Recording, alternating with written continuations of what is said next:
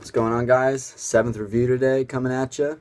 Today we're doing Kevin Gates' Islah. Um, Kevin Gates is kind of a trap rapper. He makes kind of like more catchy songs. He's not really a lyrical artist per se. Like he's not like a Kendrick or J. Cole or any of that. But I didn't know much about him coming into this album. I think I had heard the songs Two Phones before. That was the single off this record. And the song isn't bad. So I checked it out. And getting into the review, I'm gonna go track by track, just kind of my thoughts on each track, and then my thoughts on the whole project itself. So starting off the album, we got Not the Only One. This is kind of like a slow trap influenced beat. The flow on here is pretty good. I was pretty impressed with this song. It was a really good way to start off the album and kind of set the tone for the rest of the album. Next, though, we have Really Really, which is kind of this banger trap beat. And here, the lyrics really lack. I was not a big fan of the song.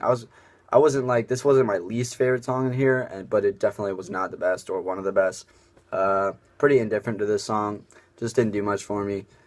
The chorus, I mean, it wasn't that, like, beautifully crafted. It just wasn't that great of a song. Then we got Two Phones, again, the single off this record. The verses aren't bad. I really like the first verse. He has this really fast flow, the first verse, and I thought that was pretty cool. The chorus, though, is kind of, I mean, it's catchy, but it's pretty ridiculous. Just about having two phones, one for, your personal life, and one for, like, the plug. And it's just, like, that's been done before. I feel like that's a thing that's been said. Then we got Pride. I really like this song. It was a really emotional song. Just kind of like, pretty sure it was about just, being able to get past your ego as this, world famous artist, and just kind of get past that and do kind of what you want to do and stay true to yourself. That's what I took out of the song. I really like the beat in this song, so that was one of my favorite songs off the album. Then we got La Familia, which it pretty much goes downhill from here for a little bit. Like there's a little gap in the album where just the songs really missed.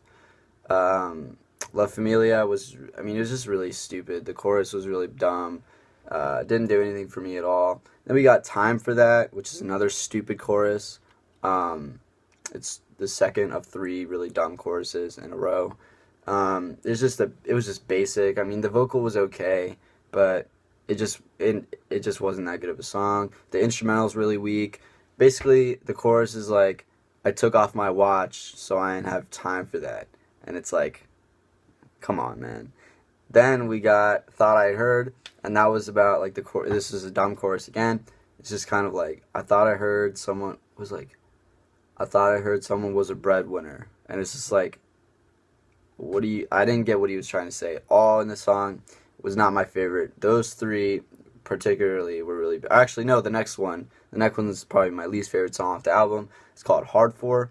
It was really weird. It was really immature. It was attempting to be emotional, but it failed miserably at being emotional and kind of, conveying those emotional feelings. It was weird. Like, it basically is about this one girl that she's the only girl that he gets hard for.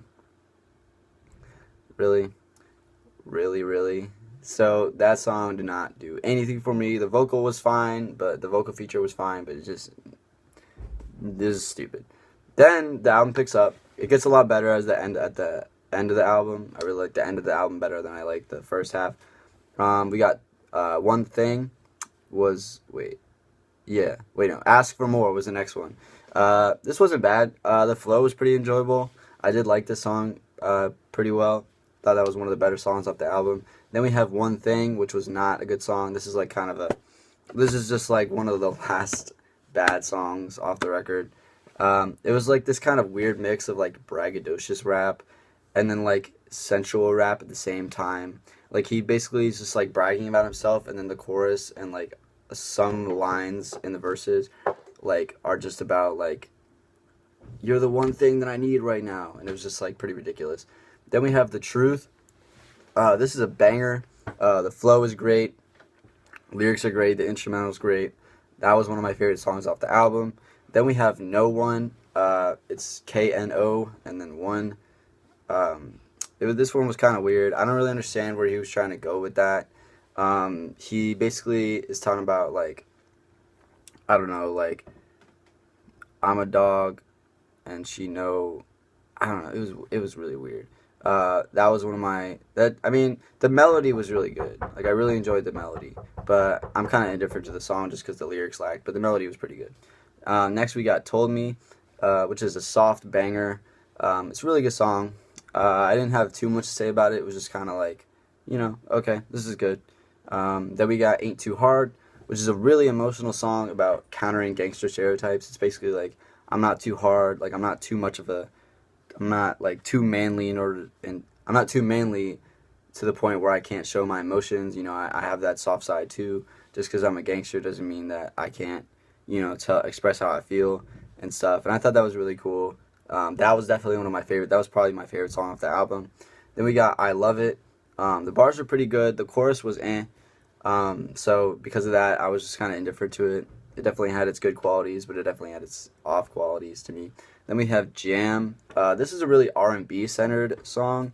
Trey Songz is featured on this song, and he did a really good job. The vocals were great.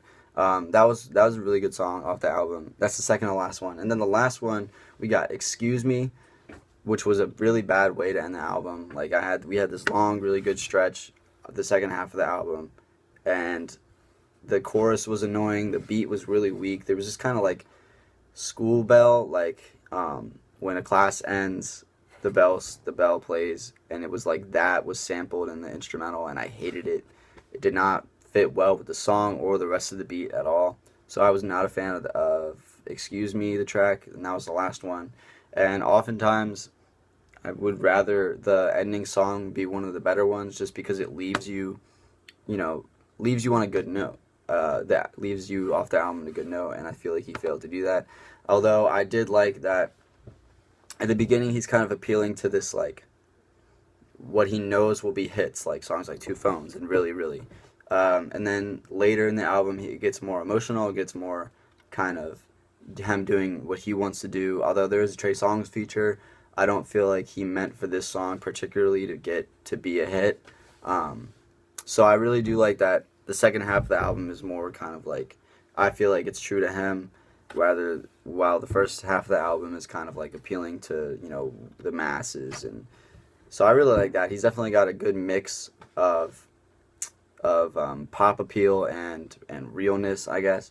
To finish this off, I'm going to give this album a 6 out of 10, just because the lyrics lacked in a lot of the songs, and it was just really kind of all over the place until the second half of the album. But the first half of the album really lacked to me. So I'll see you guys next time.